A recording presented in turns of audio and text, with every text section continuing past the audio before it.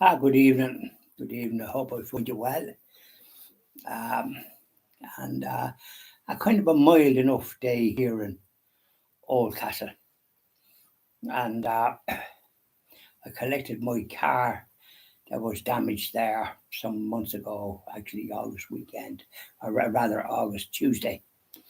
A lorry ran into the back of me and it was their fault, far away. But fortunately, it was just the back that was damaged, and the spare parts come from Russia. So when they did eventually arrive, the rear bumper was the wrong size. So then it had to be ordered come from France. So it came on last weekend, and then it was ready there this afternoon. So it was great to have it, and it's a Dacia Logan, kind of an estate, and it's a very comfortable car to drive.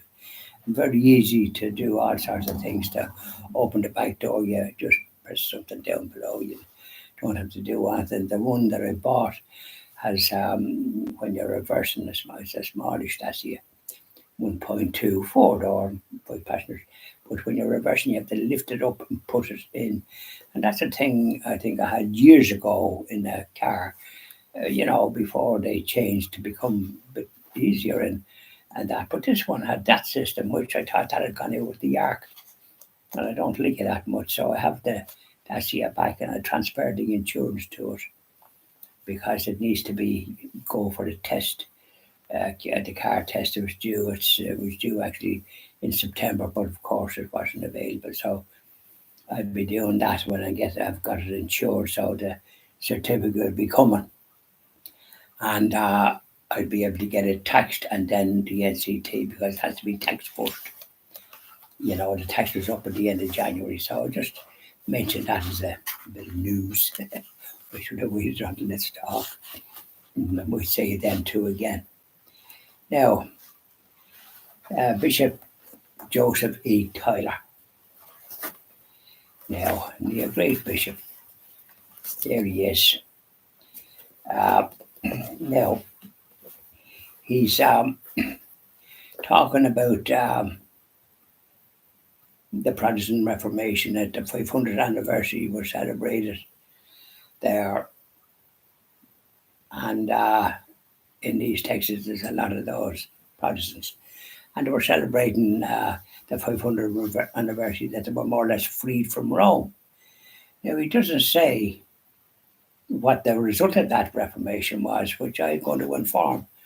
Yeah, in Britain they jumped on the bandwagon. Henry VIII, one of the most evil men that ever hit shoe leather, and Catholics was persecuted, their churches and monasteries destroyed, to give to the weirdos that landed, lords and ladies, those ones that have nothing between their ears, only greed. And in this country, our monasteries and churches were destroyed, and Catholics were persecuted and murdered for their faith. They had to be on mass rock. So Bishop Strickland is dealing with, we say, the United States, and he quotes what Jesus said in John, and the Gospel of John, that they may be one. But people are so divided that nearly an impossibility for some reason or another. Aside from the Protestants that were freed from Rome, they now have 30,000 odd different denominations in that sector. And of course, they don't have a mass, they have service and their own interpretation of the Bible. So he doesn't say anything about that, but that's the reality of it. They don't have a mass or a tabernacle or Stations of the Cross. And sometimes they're anti-Catholic. So they're suffering from illusions. And he took out a full page ad about the business of being one, but and some Protestants do change and become Catholics, and there's a program in EWTN on a Tuesday, Journey Home, and it's usually and some of them have become priests. Cardinal Newman would have been one there in the 1800s, and he'd become a Catholic priest, and he jumped from that then to be a cardinal, which is, well, you didn't go up through the ranks. It's like you're a buck private in the army, and suddenly you're a general. Doesn't happen, does it? You might be an officer, be promoted on the field of battle. And he was, so he talks about that, and he mentions a doctor, a young doctor with a young family that came to the area, Catholic, obviously, but gone along with the modern trend, and a faithful Catholic in that area in Tyler informed him that what was the truth, the way, and what he was doing was wrong. And the doctor himself, the young doctor, the young family, made a decision to do what's the way, the truth, and the life. And he suffered a bit financially, but money is about the worst thing. Yeah, if you have enough to live on, that's enough. Because it's the root of all evil, as Eartha Kitt, the singer, some years ago. Money is the root of all evil, but we had none of it here, anyways. So he said like that he told his boss, and apparently he must have been in a practice of some sort. So I mean, once you go do the right thing, your joy and peace is far more superior than any financial nonsense. And then Bishop Tyler talks about the divisive that the secular crowd going down the road of nonsense. Talk about divisiveness in the United States. Well, they're clueless, those ones that talk about that. They're on the wrong road, and they want to be informed of that in a very stiff manner, not sort of whinging about it. Just say, wake up for goodness sake. You're not going to live forever. You're going down the wrong road, and your soul is in grave days of eternal damnation. That never seems to be spoken about, and I think it should. He talks about doing the truth and it setting you free, and the joy and all the rest of it, which you do get. And I'm a good age now, and I've gone through life with its ups and downs, nearly like a heartbeat. And that happens. Not everything goes, no matter what way you go.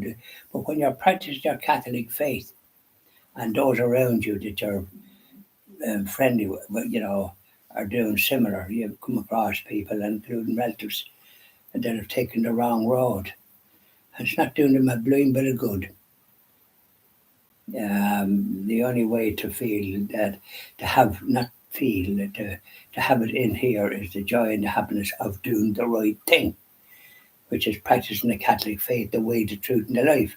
Any of the rest of them, providing that they are faithful to what to follow and live a chaste life and all the rest of them, and they get married, and there's respect between the spouses, and and all that type of thing. But if they want to sort of inquire into what's the right way, the Catholic way is the right way, full stop. And they don't cause divisiveness. They want to be able to practice their Catholic faith in the traditional manner with the priest facing the tabernacle. And if he's saying it in Latin, well and good, but even if he's saying it in English or that, he should still face the tabernacle. About the worst thing they ever did was turn their back on it, because it's a disaster. There's nearly more lapsed Catholics in every country, including this, when they made all these changes. Just respect when it was done the right way. The universal language of the Catholic faith. Now, Bishop Strickland in Texas, and he has to deal what he deals with, and he come up that way, but we come up in another way and have a foundation. And when he reaches a certain age, he'll realise all these things in a different way. That's the beauty of age. Wisdom comes with it.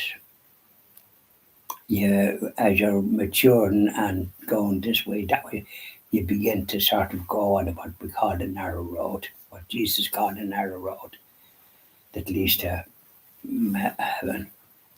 So that's Bishop Strickland. He's a marvelous bishop in the sense of being in the United States and in Texas. Texas seems to be a very pro-life state, and I'm delighted to hear it because it was never portrayed that way. But they're doing good things down there. Long may they continue. And they're having to deal with a lot of issues with people coming in cross borders and causing various problems because they come from a different culture and they don't. They want to get the material things that they can get into the United States. A lot of them are Catholics, and but then the second generation seems to fall away, the same as going down the wrong road. The faith is only lukewarm, isn't it? So there we are, Bishop Strickland, and I'll do another little bit tomorrow about Bishop Strickland. The hymns are coming up, and then a little bit of business. Let's talk. Bye now.